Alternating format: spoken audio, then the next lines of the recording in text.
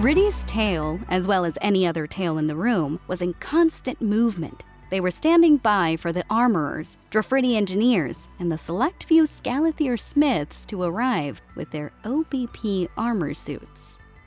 They were quick in their craft, but fashioning the armor to alien body specifications still took nearly a week. Riddy and the rest of the troopers had already received their inner ballistic suit, a form-fitting, flattering piece of kit that acted as both transmitter and second layer of armor. The IB suit was far more technical than the armor, bearing a soft plate along the chest that held all of the medical gear. When the suit sensed that a round had penetrated the armor, or that a munition had damaged the body within, it reacted with a set series of protocols. First, the suit would figure out how badly wounded the body was by reading biological emissions of the nervous system, calculating out how it should react. If it was a graze or minor laceration, the suit mostly ignored the wound and simply injected the body with a coagulant to stop the bleeding. If the body was deeply damaged, such as a large caliber round punching through the body, multiple needles spat out of the suit and injected the micromedics. These smart micro-robots were injected into the body and sped around via the trooper's circulatory system, popping out where needed and getting to work. A single AI on duty during combat actions took control of the micro-robots and directed them, averaging out a mere 2 minutes in getting a wounded trooper back to combat readiness. The micro-robots were highly painful though, as hundreds of tiny robots speeding around in blood vessels burned like the devil himself was pissing into the veins. An answer to that malady was the soft, caressing hand of morphine. And an IB suit could carry a lot of morphine.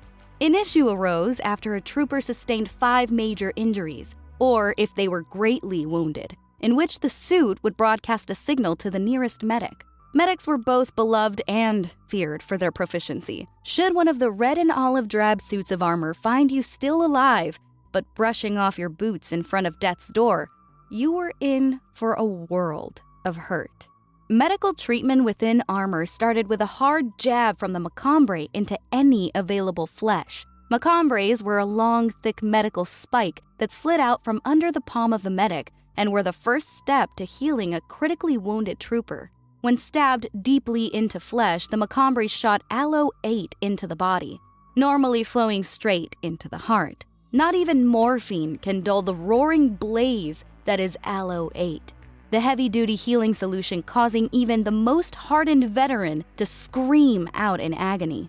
Aloe 8's hard reputation came from its duty. Aloe 8, simply enough, kept a living creature from dying. Filled to the brim with a concoction of drugs, stimulants, adrenaline, vitamins, and even more robust nano-healers, it simply did not allow the body to die. The trade-off was feeling as if you wanted to die. The entire body, muscles, and nervous system included, inflaming with the passage of Aloe 8. Worst yet, Aloe 8 did not absorb like the micromedics, instead having to be expelled via more natural means. If a trooper was lucky, the Aloe 8 might gather within the colon to be expelled out of the body. If they were unlucky, it might gather within the bladder or, worse, the sinuses. This particular side effect was why medics carried around a plethora of sprays, gels, and medical plugs, only using the macombre if really needed. Besides being an aircraft carrier for medical tech, the IB suits were rated for munitions up to 10 millimeters before bones were broken or the round simply punched through the suit. The suits also retained water for consumption, even being able to filter urine. But that filter required constant changing in order to make sure the water was actually drinkable. While waiting for the main armor suits to come in, Riddy and her fellow drop troopers trained in their IB suits in the cooling early autumn months. The suits had an advanced Drafridi acceleration technology, multiplying the force behind the troopers' movements by 5%. Riddy remembered Drill Sergeant Prince saying this meant that a normal, solid punch from a trooper would be increased by an average of 186 newtons, which after being converted into IDC measurements made a lot of the Kafia perk up their ears. This in turn was transferred into the OBP suits, which increased the momentum of the troopers' movement by almost 47%. It was a lot, and explained to Riddy why humans were absolute monsters on the battlefield. Normal humans wearing these suits, with all their natural muscle mass and combat prowess, were matched by only the Scalathir and Kojin in terms of raw destruction. Even then, neither the Scalathir nor the Kojin wanted to face a human with or without armor.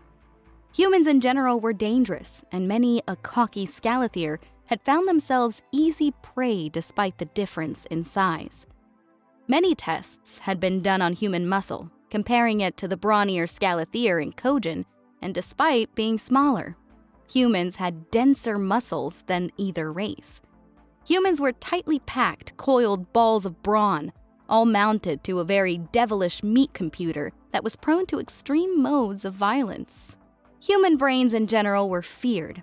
This fear coming from the witnessing of multiple RIS battalions active during the war. Humans may be the kind, unerring fist that many Star citizens knew of, but humans had their own monsters they had to deal with. Lacking most of that madness, Riddy focused more on mastering her IB suit. Katja body armor was focused more on shielding and round deflecting, and were more or less giant batteries. These human suits acted more to amplify the natural aspects of the wearer, and it was an interesting thing to feel. Melee training was carried out while wearing the IB suits, and while Riddy felt both stronger and faster than she ever had before, she truly began to understand how dangerous human soldiers were. All that strength and raw attitude was amplified to the point Riddy could barely keep up with Shorsey, the orange, red-haired hellion constantly keeping the yellow Katja on the back foot. The Poix were obviously going to suffer the most, but they did come to appreciate their own gain in strength. Riddy had been sparring with Rodil for a change of pace after getting trounced 10 times by Shorsey, and the two idly chatted as they practiced their guards and strikes. It is no wonder why they keep such a tight control over their armor, Rodil panted, angling his practice blade to parry Riddy's. It's nearly half of their battlefield presence. Riddy nodded, smacking her practice blade against Rodil's and bringing it around into her own guard. It may be half, but the other half are the humans wearing it. Have you sparred with one of the males yet? Only once, Rodil said with a panting laugh, striking at Riddy and going through the guard again. I learned that it is a poor decision to make. Riddy and Rodil cackled in good-natured laughter. And this kind of training continued all the way to the morning of their armor's arrival. The memories popped away from Riddy's mind like a poked bubble as the loud shudder of a delivery APC rattled the ground, docking with the armor reception building and auxiliary armory. It was probably for the best, as the memory of her tail base getting laser hair removal had been eventful. Riddy stood up, along with a few other troopers eager to see their armor come through the unloading pathway. But they were instead met with the sight of the massive Scalathir smiths talking to themselves. These Scalathir were a mix of red and blue, but color did not matter much to the Scalathir, not like the Katja. 3 of the Scalathir were males, 9-foot-tall draconic monsters that rippled with large muscles. Their tails were not as long as the Logaras, but they were thicker and stronger, likely weapons in their own right. Riddy had only seen one Scalathir before, their blue-scaled teacher, Miss Law, but she found herself fascinated in these armor smiths. Like Miss Law, all the Scalathir had 4 eyes, 2 pairs per side and stacked in the vertical. They lacked any real kind of hair, mostly scale ridges and long, backwards curving horns, but did have tendrils of scaled flesh that dangled down the sides of their heads. The 3 female Scalathir were monsters in their own right, laughing and giggling to themselves as they came in behind the males. They were a mix of blue and red scale as well, and likely had the strength to break Riddy's hand if she shook one of theirs. They were not ugly, per se, but radiated a different flavor of gorgeous that Riddy had never fully taken in, only really seeing it with Miss Law. They lacked fine features or other natural denotations of beauty that would be common amongst the races of the stars. All the same, Riddy could not call them monsters or hideous, unlike some of the other more brutal races of the stars. Good morning! The shorter of the male Scalathir called out, holding up a massive scarred hand and smiling with all 4 of his eyes. We have come with your armor, fresh from the forges. Riddy and the other troopers were now all standing, clapping their hands and letting out little cheeky cheers. The taller female Scalathir held up her hands for quiet, but was smiling as well. We do have to let you all know, as we always do, that while your armor is fitted for you, it may still contain elements from other armors sent in for recycling. This is true, said the shorter male, who crossed his arms happily. The armor plating is completely remade and is brand new, but the materials may not always be new. When you retire, or if you fall in the field, your armor will be consumed within the reclamation forges for reuse, all in order to arm future troopers. You may run into a piece of your armor that has small scratches or remnants from old battles on the underside of the armor, but do not fear. The armor is completely up to standard in all the ways that matter. The Drafridi engineers who had been trickling in behind the Scalathir in 2s and 3s were talking soundlessly to each other, as one of them peeled off, tugging at the hem of the taller female's foraging robes. The female Scalathir raised her arm, her scaled brow ridges raised as she looked down at the pink Drafridi. Be sure to tell them about the Elmats, she said sweetly up at the Scalathir, then skittered off to join her engineering friends. Ah, yes, the female Scalathir said, snapping her fingers as she stood and turned to the shorter male. Whereas Engineer Ghibli is correct, the helmets. He nodded. Yeah, that whole thing. So when it comes to the Lagara and the Kafia, we needed to make your helmets mildly adjustable due to how weird all of you are. You're a giant dragon man! A female paw cried out, and Riddy recognized Meridus's voice. And you're calling other people weird? I wouldn't mind plundering this dragon horde, though. A pair of female humans whispered behind Riddy, and their words nearly made her snort out a laugh. All of your ears and hoods are different lengths. He plowed on, ignoring both Meridus and the 2 humans he very clearly heard due to his fine hearing. So your helmets will need manual adjusting by us and the engineers. It's why there are so many of us here. You will first get fitted into your armor, then fitted into your helmet. Afterwards, you will complete a series of mobility tests to make sure everything is working properly. The drill sergeants, having been too busy tapping away on their data slates and logging the armor suits to yell at Meridus, looked up for a moment. Form a line! Drill Sergeant McFiston shouted, gesturing at the Scalathir. Follow them and obey their commands. Drill Sergeant Prince let out a small curse in Spanish as she continued tapping away at her data slate. I hate this part.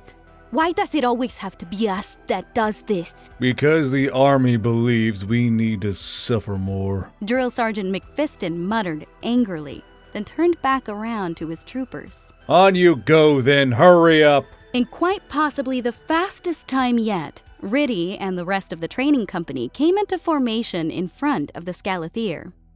They were led in a long line down the hallway towards the auxiliary armory, a place in a constant flux of noise and movement. Their olive-drab painted armored suits were being loaded up into arming racks, the whizzing and quickly moving mechanical armory arms putting them all into place within the ready slots. The arming racks had particular tools that allowed them to take apart the armor far more than usual, and getting armor off of an arming rack to put together was a chore. More advanced arming racks could quickly put together armor in case of power loss or other such emergencies, storing power in a backup cell. But they only had enough power to put the armor back together, not mount it. Then the trooper would have to slip into the armor piece by piece, igniting the Starlight battery manually so the armor could sink against itself and lock into place. Riddy was buzzing as they were led around, both she and the other Scour Scarab bearers being called out into a separate line. Even though many of the humans had qualified, only 50 names were drawn from their ranks, one of which was Riddy.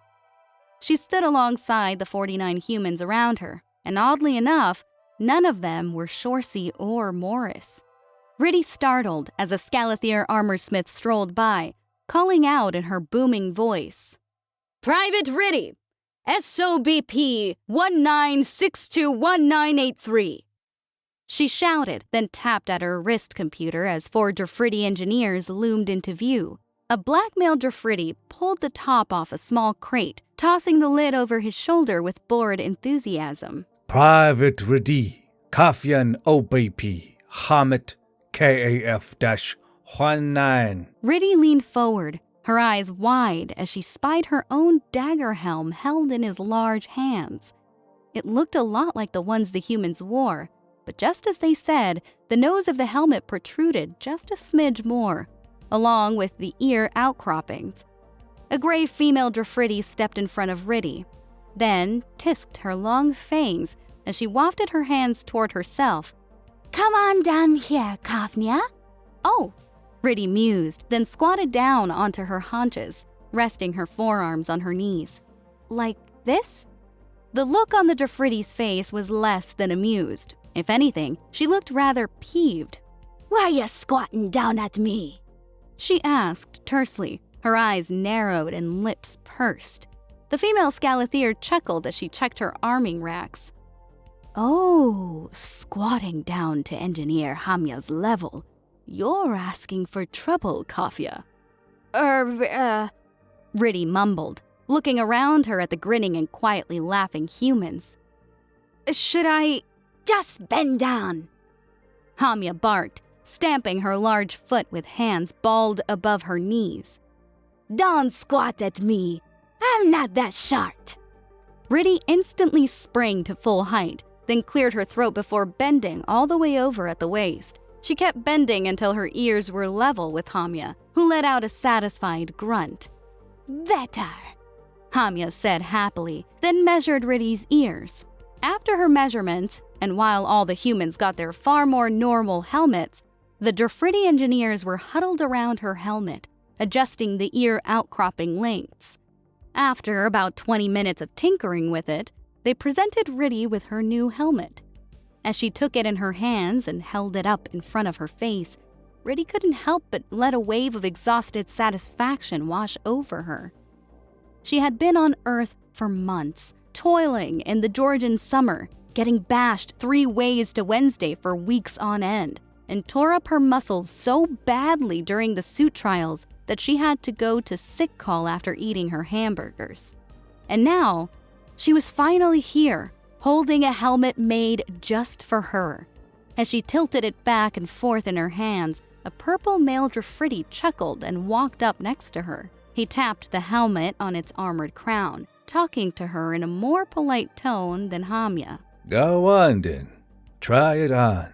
Riddy happily stamped her paws with giddy glee as she slipped the helmet over her head, her ears sliding into place and the visor flickering to life. Her face was bathed in blue light as the helmet came online, communicating with her IB suit as a text scrawl reflected along her bright eyes. Words and numbers started populating her visor, the largest reading, Private Riddy, online, status FFA, across the middle. FFA? Riddy asked, looking around at her visor and watching all the tech come online. Fit for action, came a reply from the female Scalathir, the words filtering into her ears from speakers in her outcroppings. You're gonna learn all the phrases in the next few days, but there are some major ones everyone knows. NFA means not fit for action, such as if you were wounded or no longer able to fight. And of course, the ever-present KIA. Killed in action, Riddy murmured, her voice softly projecting out from the helmet via her cheek mic. The Scalathir nodded, then tapped at her wrist. Normally, the rack will hand you your helmet at the end of the fitting, so I'll hold that for you as you step in. Go on in, and stand in the middle of that white circle. Riddy leaned to the side, peering into the bristling arming rack, and sure enough, there was a white circle on the decking. Wouldn't be the first time she would have to stand in a white circle, and Riddy let out a short, airy laugh. Her armor pieces were poised and ready. The cuirass split in half by the more advanced machinations of the armory arms allowing such a thing, and the same was done to her arm and leg armor. Riddy thought it was rather comical how her suit of armor was rather short compared to the humans around her, and the much taller Scalathir made the armor look as if it was made for a teenager. Riddy shrugged, handed her helmet off to the Scalathir woman, and stepped inside of the arming rack. As soon as she stood still within the white circle, a display screen to her right flicked on with a crisp click of the mechanical armory arms twitching, Riddy's IB suit broadcasting her biological signature to the receiver. Her suit and the armory rack spoke in a grinding, thudding language for a moment. Then the screen started displaying words. Private Riddy, SOBP, 19621983, confirmed. All armor pieces accounted for. All armor pieces showing 100% functionality. Armor rating 100%. Ammo load. Not available. Deployments. Not available. Confirmed skills of record. Not available. Drops. Not available. Current assignment ship. Not available. SOBP record. Clean. The armory arms gave another jitter and the screen displayed a new message. Knees apart, arms out. Riddy breathed out an, "Oh!" in surprise and quickly held up her arms while widening her stance. The arms began to move as soon as she achieved the correct arming stance, and the pieces of her battle plate began to move. The chest plate split apart and came around her chest with deft and direct stabs from the armory arms, the chest plate whizzing as the locking bolts came into place and tightened around her IB suit. The arm and leg armor pieces came on next, clicking and hissing into place with no wasted movement. Her pauldrons came down from the top of the rack while her armored skirts came from the front, snapping into their sockets with satisfying clunks of the armor plating. The arms continued their duty until the entire suit began to move in a writhing mass, buzzing and lightly vibrating as all the pieces sank against each other and married together. Plates moved over each other like a swarm of snakes, moving into place and adapting further to the IB suit until they all settled. In what felt like only several breaths, Riddy was fully armored in her own Scoursgera Onslaught battleplate, along with the tail bag that was locked into place at the base of the IB suit. Riddy waited for the command from the screen, and when it simply displayed a green check mark, she took a few steps out of the rack. She felt powerful, and the armor felt like a second skin. It didn't even feel heavy, and she took a few hops just for the fun of it. The weighty impact of her boots against the deck made her ears perk up, and she lifted up an armored boot to see if she had put a divot into the metal. "Oops," Riddy breathed out, answered by a giggle from the Scalathir woman. "Try not to do that too much," she said, holding out Riddy's helmet as her thick tail swayed. "You may feel weightless, but the things around you won't." Riddy had the good graces to look embarrassed, but took her helmet and slid it on over her ears. This time, the helmet gave a rubbery hiss as it locked into place on the IB suit. Sensing the armor locked into place, and a new readout crawled along the left of her vision. Seal, 100%, locked, stable. "Huh," Riddy chuffed, then walked as carefully as she could over to a large mirror. She had never seen herself in armor like this, and, to be fair, her mere visage scared her a little bit.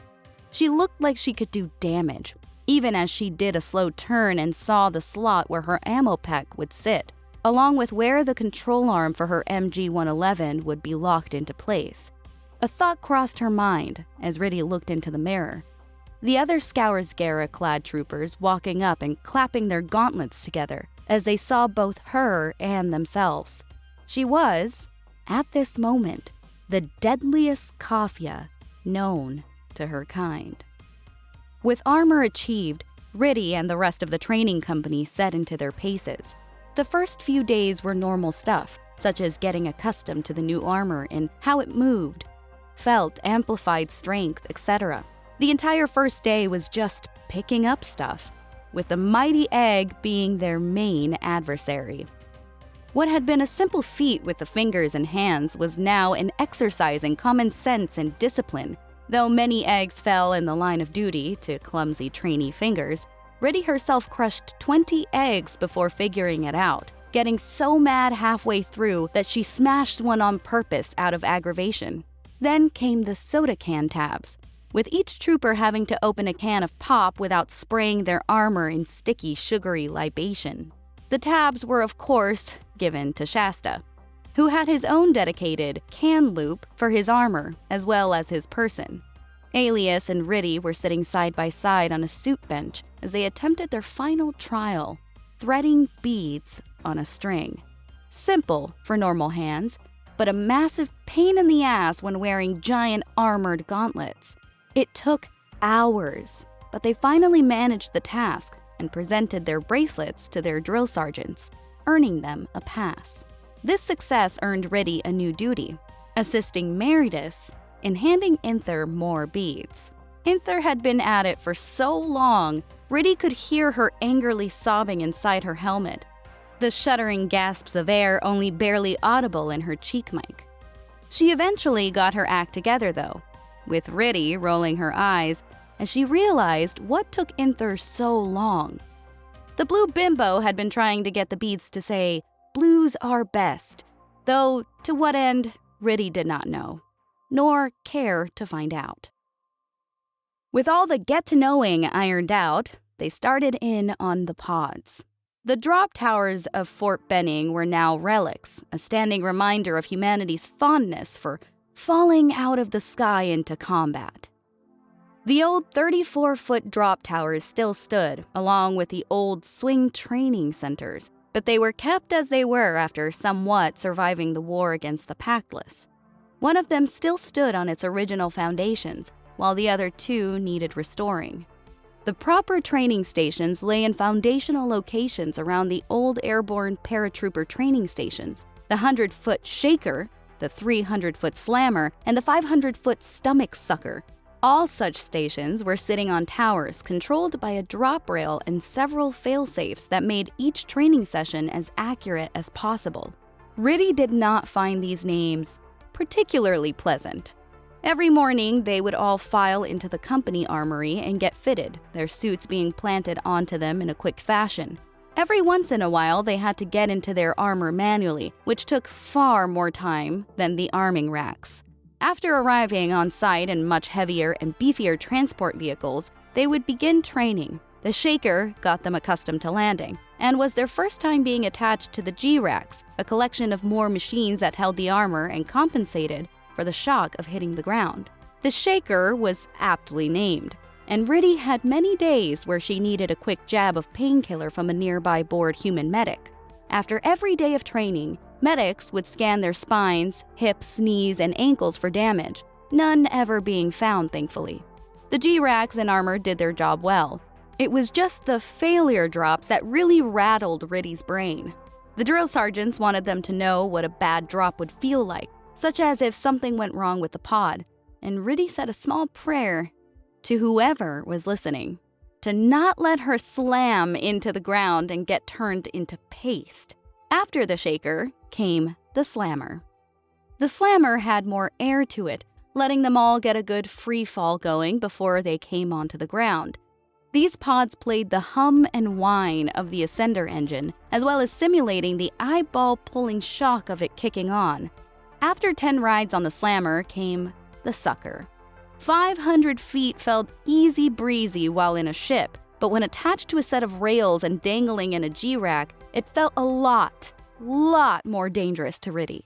The free fall from these training pods was stomach churning, though they had been warned to not vomit. The helmet was sealed after all, and that vomit had nowhere to go except for the neck of the IB suit. Some learned that lesson the hard way, Riddy included, which led to them cleaning their suits later in the evening. As normal with human designs, they had a rather amusing trait of being easily hosed down when needed. They spent weeks on the Stomach Suckers, building their resistance to the falling feeling in the pit of their bellies. These pods simulated the chug and thud of the auto-rotation fins, as well as the Ascender engine, all brought together by the G-Rack rattling thud on the ground.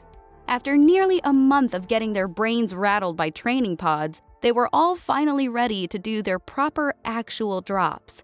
3 from in atmosphere, then 6 jumps from vacuum, one of which had to be at night. All drops would land in the historic Friar Drop Zone, converted from the Paradrop parade ground of old into a sophisticated drop pod landing site. Riddy took one long night before their first drop reading the history of the field, and she felt both nervous and proud. All parachute infantry of human history made their jumps onto this field, falling from airplanes and descending to the earth in chutes of silky cloth. Video after video let Riddy see just how insane humans were in such a practice, and she had never even heard of such a thing in all her life. No other species on Star Record had ever implemented such a combat tactic, let alone on such a high-gravity planet like Earth. Videos from inside the aircraft were just as insane, with long chalks of humans standing up and checking their completely analog gear before their fall. With just a click of a parachute hook, humans just fell out of the aircraft, their chutes dragging open via the static line and unfurling in the air.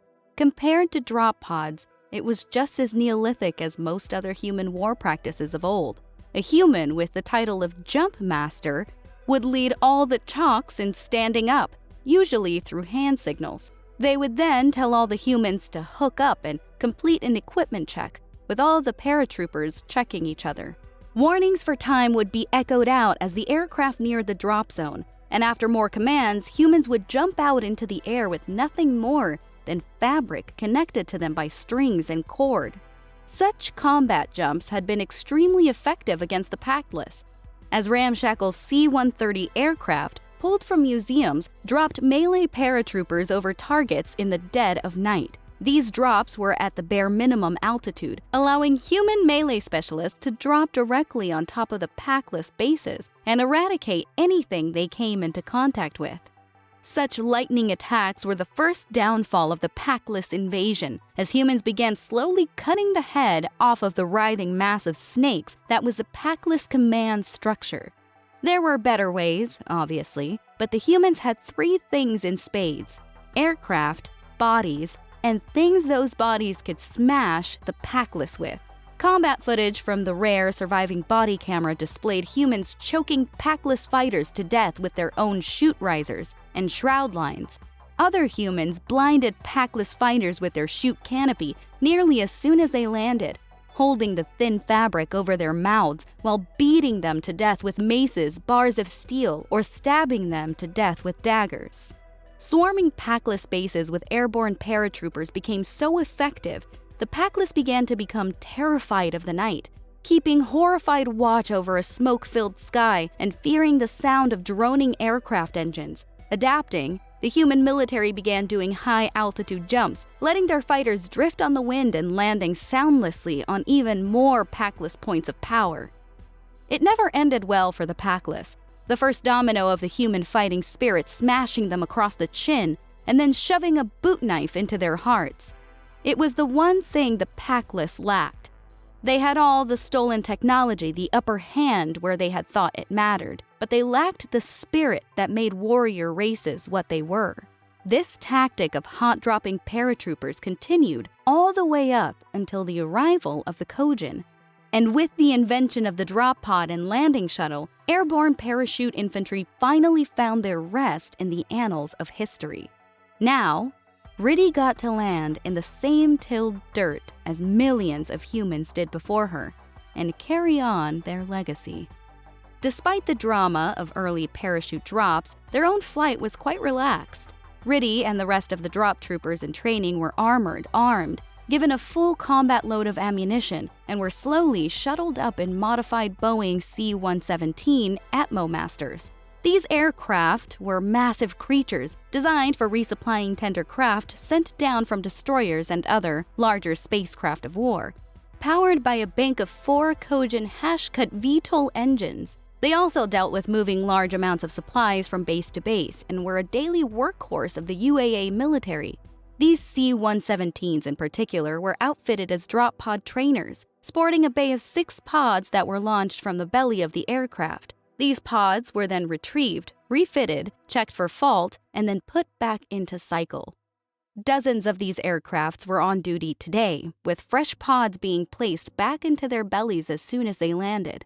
When a C-117 would taxi over a refitting area, pods would slide up from holding batteries and be fitted into place through the drop doors, making it a smooth and timely transition. Riddy found herself on the 6th aircraft up, having watched one C-117 drop its pods and followed them to the ground via observation scopes and the information scrawl on her visor. Her chalk was mostly humans, as she had ill-timed her approach to the line and ended up leaving Alias and Shasta behind. These humans were a rambunctious lot, punching each other on the shoulders and rustling Riddy's armored ears with their gauntlets. They all sat in reinforced jump seats as the C-117 took off, though the humans didn't shut their mouths the entire way up. When they were getting towards the top edge of the stratosphere, the amber light turned on and drop instructors started calling out for them to stand up through their helmet radios. As they all stood as one, a human started to sing. Zoom, zoom, zoom, zoom. Riddy's armored ears trilled as she perked them, the motors twisting and turning with the commands of her helmet. Another voice joined in on the first, both of their voices carrying low under the commands of the drop instructors. Zoom, zoom, zoom, zoom. Riddy was completely confused. Were they going somewhere? Was something happening with the pods? As she looked around in bewilderment, all the humans seemed to have lost their funny edge, sobering up as soon as the amber light came on. More voices began to slowly drone in, first 10, then 30, then 60. Riddy looked around until she saw a pair of Pwa and 3 Lilgara, holding up her hands and twirling her fingers in the air as if asking if they knew what was going on. They all shrugged in response or made the same motions with their hands, as they didn't dare speak in case this was some kind of human ritual. Soon, over 80 humans were droning into the radios, all singing the same 4 words. A single command from a drop instructor cut over the droning, his voice booming into Riddy's ears. Rack up! The drone continued on, nearly matching the footsteps of the armored troopers entering the pods. Riddy leapt up into the pod, turning her back to the G-Rack as it hissed and shuddered towards her, the locking arms spinning into place on her armor.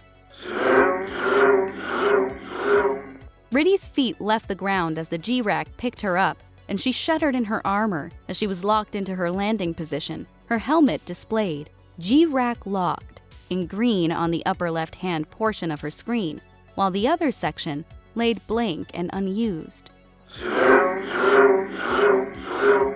All 16 G-Racks in Riddy's pod locked back, suspending 16 heavy onslaught infantry in their chariot of death. Doors up! The drop pod instructor shouted, crossing his arms over his head. Prepare for drop!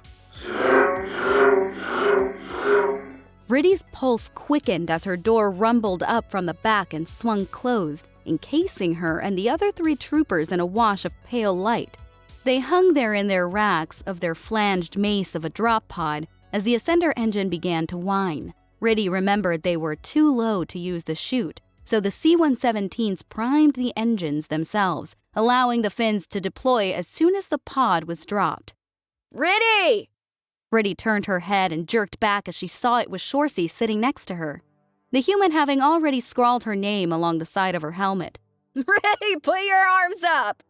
Shorsey cackled as she held her armored arms above her head. Riddy shook her helmet while laughing. "What are you doing?" "Falling down, of course!" Shorsey laughed back. Then she let out a shrieking cackle as the pale light turned red and the pod was launched from the C-117. There were no rails, nothing to keep them nice and straight, just the pod and the air hammering against it. The shuddering and jostling was far worse than the training drops, and Riddy recoiled into herself, drawing her knees up to her chest. "Holy shit! Woo-hoo-hoo-hoo-hoo!" Shorsey screamed giddily, her arms still held above her head and waggling to and fro with the jostling of the pod. "This is so awesome!" Off the rails, the sensation of dropping were far more intense. Even as the auto-rotation blades began thudding above them, the sound was deeper than the simulations, a constant buzzing rumble that slowly began to grow in volume. The drop itself was around the end of the Angel 2 stage, the blades thudding overhead and building RMPs, but Riddy thought the vibrations were maddening. Shorsey howling in glee beside her only added to the madness. The grinding buzzing of the flanged blades correcting the pod's descent may as well have been creatures outside the drop pod's hull grumbling, desiring the canned meat within. The whine of the ascender engine picking up more speed filled the entire pod with a keening, growing whine, like the pod itself was afraid of the creatures outside its protective shell. Time was passing so quickly that the change of lights to amber caught her off guard, and she quickly looked around the thundering drop pod. A minute passed by so quickly that the klaxon warning ambushed Riddy's ears, causing her to shout in fright and sink back against the G-rack. With a lung-shuddering heave, the ascender engine burned to life, halting their speed into a bone-rattling slam into the ground. The bell rang and the doors were launched forward by the slamming of projection rods into their releases, allowing the armored barriers to turn into ramps as they slammed into the tilled soil of Friar Field. By the time the ramps were halfway down, the G-racks had already released their charges, heavily armored feet slamming down onto the deck of the drop pod and running out of the doors. Riddy felt a little woozy as Shorsey went laughing past her, running out into the soft ground of the landing zone. But she managed to stagger out of the pod in good order. The dynamic plating of the OBS armor came into play further here as she ambled down the ramp, as even her Scourascara knew when to open up its plating and allow her to properly move. They all ran to a mustering area and were already back onto a transport within minutes. Riddy had thought they were done for the day, a single jump and then a rest period. But the transport was instead traveling back towards the loading area for the C-117s. It clicked into place that she was going to be doing more than one jump when she was unloaded at the loading site, and was once again ushered into a C-117 that had been waiting on standby. She slowly sat down into a reinforced jump seat, setting her rifle into a holding rack, then took off her helmet with a hiss of the seal being broken. Riddy looked over to the human beside her with apprehension, slowly blinking as she spoke. "We're doing all 3 today? At once?" You thought it was going to be one a day. He said, turning his helmet towards her. Nah, dog, they get these all out of the way all in one day to save on gas money. Did you not read the training schedule? She stared half-lidded at the human. Normally, she relied on Alias to do that, but they had been separated most of the day. Riddy let out a sigh and slowly pulled her helmet back into place, the visor coming back to life with a click of light and hum of noise. And her ears picked up something else as a C-117 began to rise. With an inward sigh, she laid her helmet back against the bulkhead of the passenger compartment, her helmet wiggling back and forth as the C-117 continued to climb. Riddy closed her eyes while crossing her arms over her chest, all while the humans continued to hum into her ears. Zoom, zoom, zoom, zoom. And that was Chapter 9, The Delivery of the Drop Pod Green series, written by Guardbro and proofread by Franners. If you like these stories and others like them, be sure to subscribe to Guardbro's Field Desk, join us on Discord, or become a member of the Ko-Fi. Ko-Fi members get a special channel on the Discord, sneak peeks at future chapters, as well as access to the works in progress of all artwork. And now a quick shout out to our first shirts: Marquez Theodoric, Savage, The Other Killjoy, Calistred, Aaron Wilbur, Ware Waffengeist, E-Machine O, Cody Jarrow, Death's Dancer, and Insane Medic. On to E-Mafia 4, Drew That One Stady R, Chiba Chigoni, Inquisitor Matt, Hellhound 23, Nox Vox, Tab, Dazzlinder, Sonic Arrow, Darkside, Kiwi Bastard, Lacunai 8, Lacunai, Matty Boy, and Crusader of Florida. And for Snuffy Squad, we've got Moonshot 421, John Doe 4321, Gonkus, Anthony Garcia, Emperor Dipshit, Myanikoi, Sleepy John, Fafner 13, Toyin, Lone Burrow, Martel Martlesby, Noodle, Alan Solano 9, Split Iris Bear, Mika, Damon Bain Plays, Scott Anderson, Where Guard Bear Sky, Damon McQuinn, Super Stink 64, Elder Rock, Croman, Dow 3K, Jules, Blah Lore Lord, Thrace Vega, Devin Sean Holtz, Andrew and Gil, Yeti Potatoes, Skelters, Kite Zero, Classy Cthulhu, Diesel Dog, Coffee Commander, Anto, 3.2 by 14mm Ein, and Duncan D. Until we see you next time on this side of the veil, I'm Larissa, and this is Guard Bros Field Desk.